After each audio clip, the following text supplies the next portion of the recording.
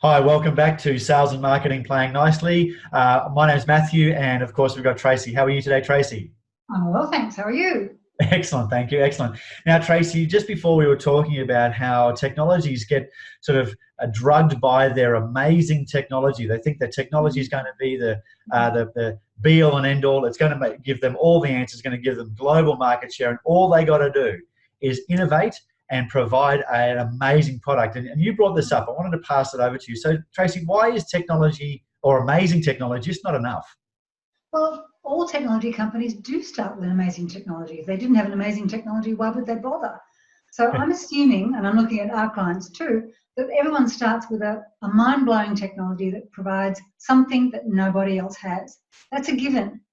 But it's not going to be like that forever. After a period of time, it won't take long before others realise this is a great idea, and you're going to get competitors. And if you don't know what your message is and what you do uniquely well, you're going to be lost in the morass of all these people saying exactly the same things. Yeah, So look, that's absolutely so right. I've seen that a number of times. So, Tracey, what do people do about it from a marketing point of view? What do people do to actually make sure that when they've got a bit of traction, how can they continue to move forward against those larger competitors, maybe better funded competitors? well, I guess they don't really think of it that way immediately. What tends to happen is they've been in business for a while, they've made a bit of money, they've now got a bunch of competitors, but they're not winning as many proposals and RFPs as they used to. So suddenly the business is in a plateau situation. So this dream of this global business is now looking very, very thin because they're not growing anything like quickly enough to be acquired or anything else, or to float or any of those things. So the reality sets in when suddenly they think, aha, what do I do now? And that's when they think we better do some marketing. Yep. So most of our clients are not startups. Most of them are established businesses who have come up with exactly this situation. And it's Got it. because the technology is enough at the beginning because there's nothing else like it, but it's not enough to build a global business on. Yeah, so that's what I see as well. Is they've really got to hunker down and they've built a great back end. They can deliver, they can produce an amazing product, but now they've got to actually balance the business.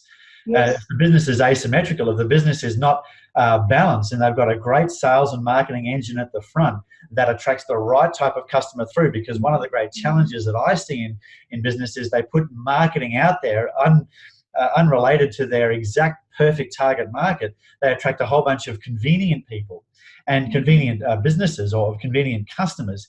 And those convenient customers absorb vast amounts of resources in selling to them, vast amounts of resources in servicing them, and of course those support tickets that come through just keep stacking up. Their value they can bring to their old customers, the ones that really are getting the value, is being reduced and chipped away at.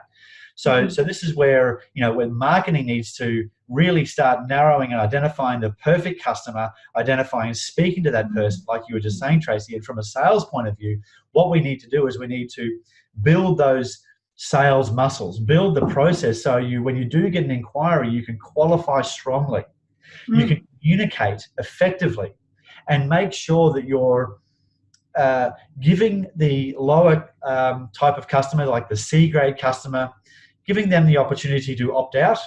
So you're really focusing on the high value, high return customers. And that's what a strong marketing and sales approach brings to a technology business, is balancing the business out. Well, the great thing is if and when technology companies realise that the technology is not enough, the great thing is they've been in business long enough to have quite a lot of paying clients. They know what verticals, what situations, they know who the buyers are. So it's actually a great time for them to say, okay, that was the past. The technology was leading the company and we were growing the business on that basis if there was nothing else like it. But now we need to grow the business on being better. And that's where the magic happens, because after that 5 years, they can analyse where they've had success. They can determine where they're going to get even more success. And they can be far more specific in their marketing and say, we are the only company that does this to help clients achieve that. And if you are in that situation, be able to make that statement, your competitors won't be doing that. They're going to be using exactly the same hackneyed phrases that everyone else is using. So how would you position that, Tracey? Do you suggest education articles or case studies at that point of the business? No. I suggest that they sit down, they do a very rigorous analysis.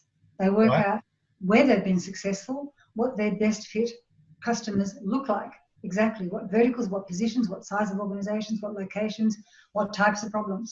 And they also look at, they've been in business long enough to know the sorts of people they encounter in the majority of cases. How many different buyer personas do they encounter in the process? They know them well enough. The time is to sit down and decide on who they should be focusing on and, frankly, get rid of the rest.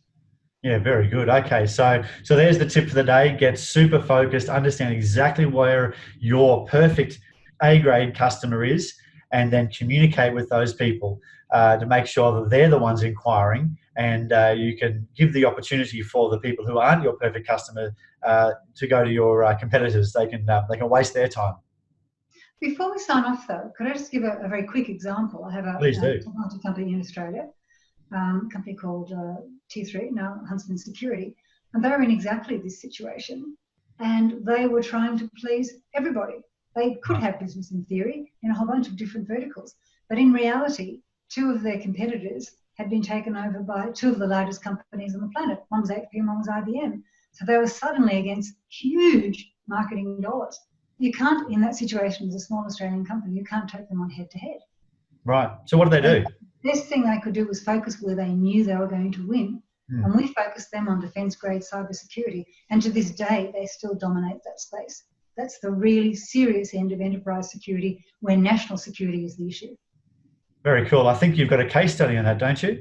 Yeah. Rightio. Well, should we go ahead and put a link to that case study underneath this video? Very happy to do that. Yeah, okay. Oh, well, I think that's a perfect way to finish off our conversation today, Tracey. Thanks very much. Thanks for your flexibility. I'm in a hotel room here in Melbourne. You have figured out that I haven't got a backdrop today. So thanks very much for listening, everybody, and I'll see you next week. Bye for now. Thanks a lot. Bye.